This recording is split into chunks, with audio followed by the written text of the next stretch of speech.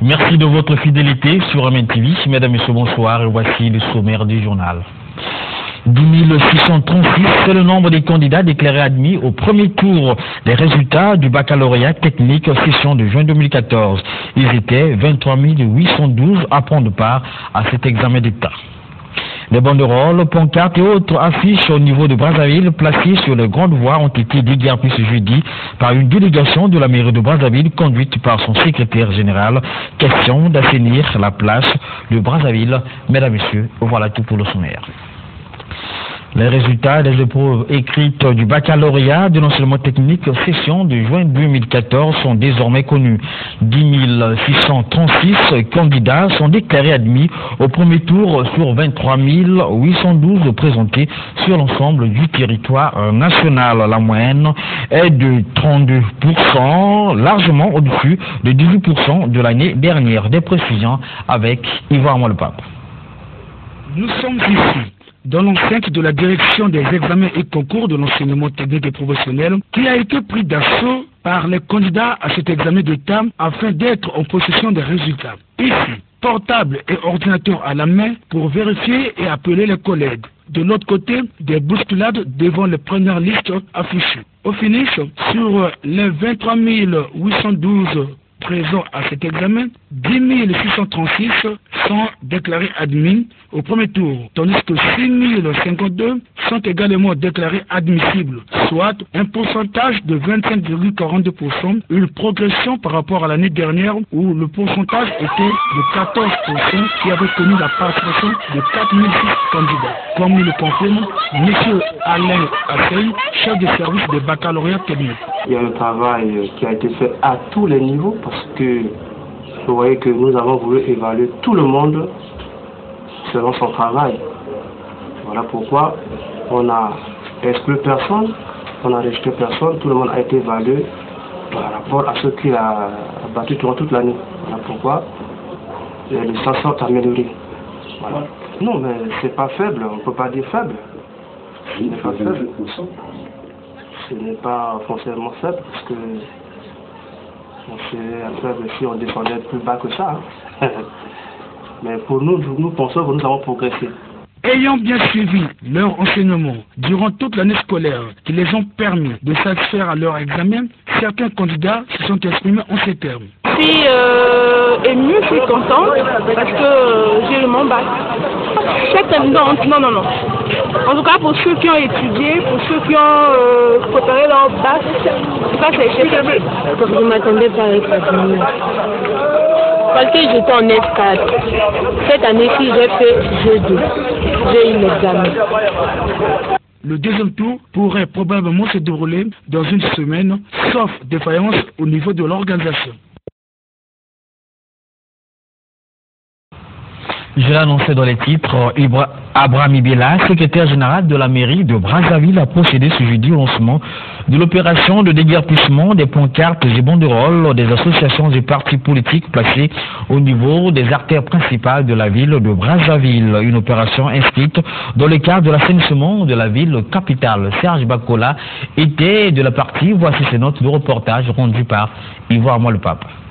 Partant du rond-point Texacola Tchémé, en passant par Mukondo, La Base, Plateau de 15 ans, Bakongo et Makelekele, le secrétaire général de la mairie de Brazzaville et son équipe ont passé à la vitesse de croisière en détruisant les pancartes, en arrachant des banderoles, des fan-clubs, d'associations et des partis politiques qui occupaient anarchiquement les artères principales de la ville de Brazzaville. S'adressant pour la circonstance, Abraham Ibela, secrétaire général de la mairie, a signifié que cette opération a été initiée par le député maire Hugues Belondeli dans le but d'assainir la ville de Brazzaville qui présente une mauvaise image à cause des pancartes et des banderoles placées en désordre dans les voies publiques.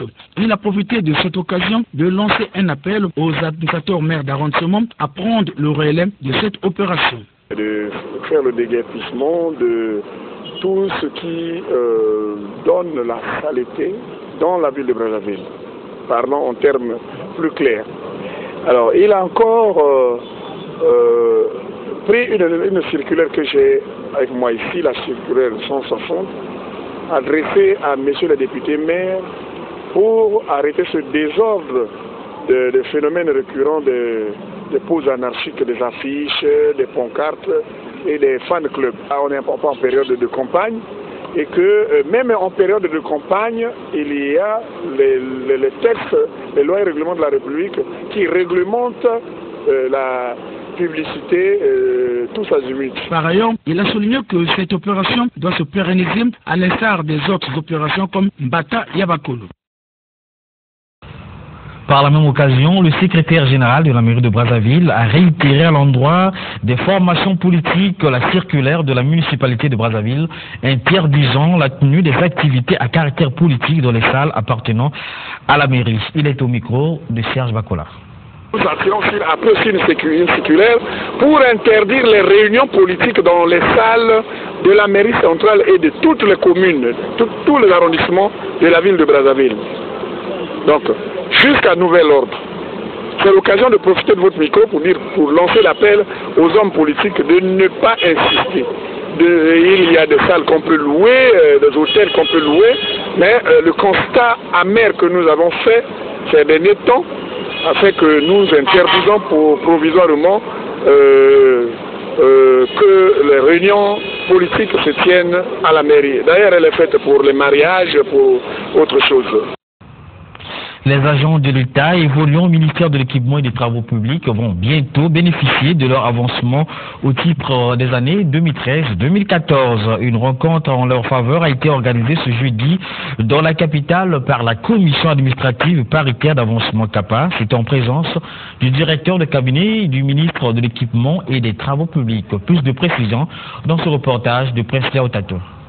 Ces travaux de la commission administrative paritaire CAPA 2013-2014 ont pour but de faire bénéficier aux plus méritants des avantages résultant des évolutions des carrières administratives des agents de l'État. Au total, 153 dossiers des travailleurs vont être examinés et traités au titre de leur mérite. Thérèse Élisée Badiekwanou, représentant du ministère de la fonction publique et de la réforme de l'État à l'ouverture des travaux.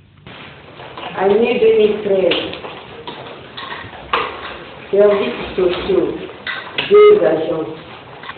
Services administratifs et financiers, administrateur en chef 2, administrateur adjoint 1, attaché des SAS 10, secrétaire principaux d'administration 8, agents spéciaux principaux 2, secrétaire d'administration 3. Pour Bruno Nyanga, directeur de cabinet du ministre de l'Équipement et des Travaux Publics, l'avancement n'est pas une faveur, mais plutôt un droit résultant de la bonne manière de servir de tout agent de l'État. Je vous demande en conséquence d'examiner en toute objectivité et sérénité les dossiers soumis à votre appréciation afin d'éviter de tomber dans le favoritisme et de faire en sorte que la commission administrative paritaire d'avancement serve essentiellement à l'amélioration effective de l'administration et contribue à la rendre encore plus performante. Signalons que c'est au bout de 2 ans qu'un agent de la fonction publique peut bénéficier de ces avancements. La situation économique nationale et internationale a constitué la toile de fond des travaux des membres du comité monétaire et financier national tenu ce jeudi dans la capitale, lesquels travaux dirigés par Gilbert Ondongo, ministre d'État, ministre des Finances et de l'Économie, en présence de Lucas Abaga, gouverneur de la BEAC. Des précisions dans ce reportage de Guy Blaise de Seydou.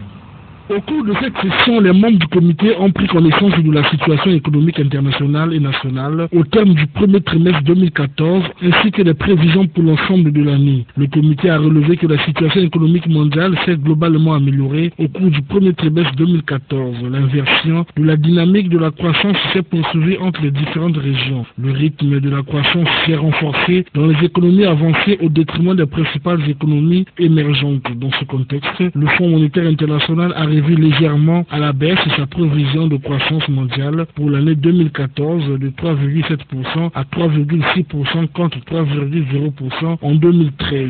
S'agissant du pétrole, a affirmé les membres du comité que son cours est ressorti en baisse au premier trimestre 2014 par rapport au trimestre précédent sous le fait de la hausse de la production de gaz à partir du gaz de schiste aux États-Unis et au ralentissement de l'activité dans les pays émergents. Cette tendance devait être maintenue sur l'ensemble de l'année 2014.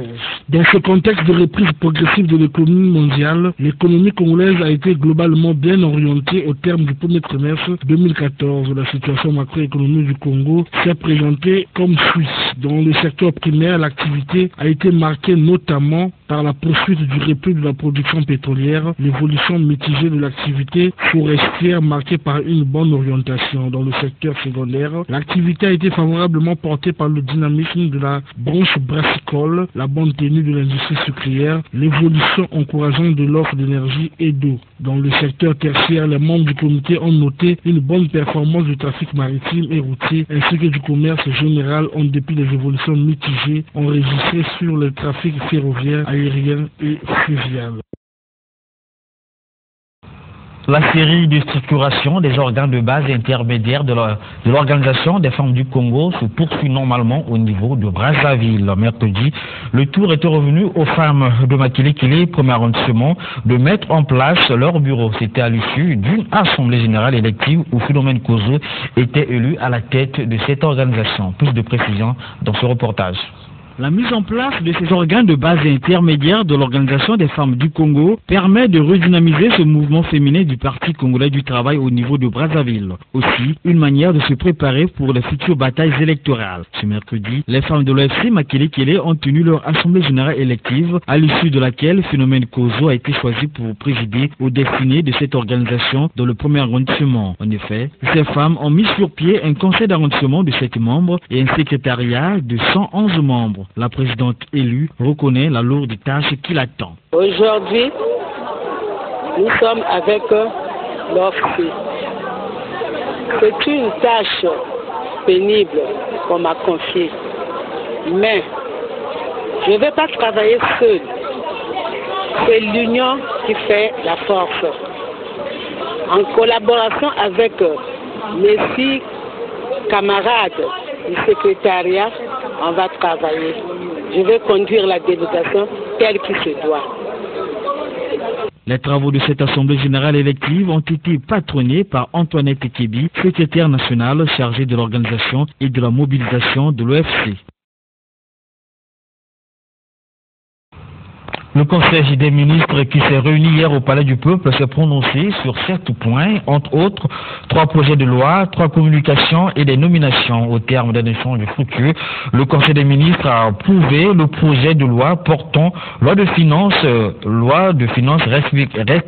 rectificative pour l'année 2014. Et pour plus d'édification, suivons bien Nokini, ministre de la Communication et porte-parole du gouvernement.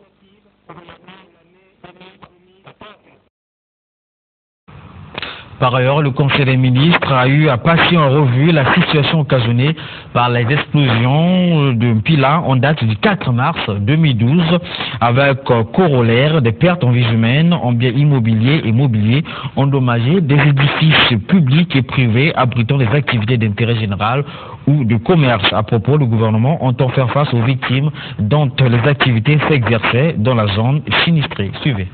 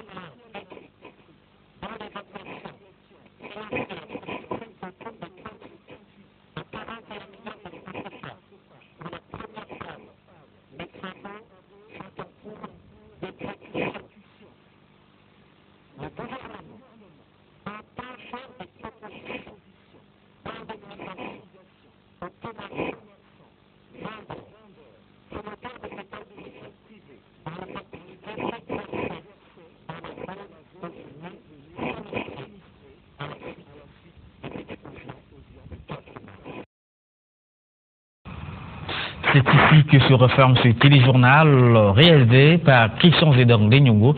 Merci à vous de l'avoir suivi. D'ici là, portez-vous bien. Au revoir.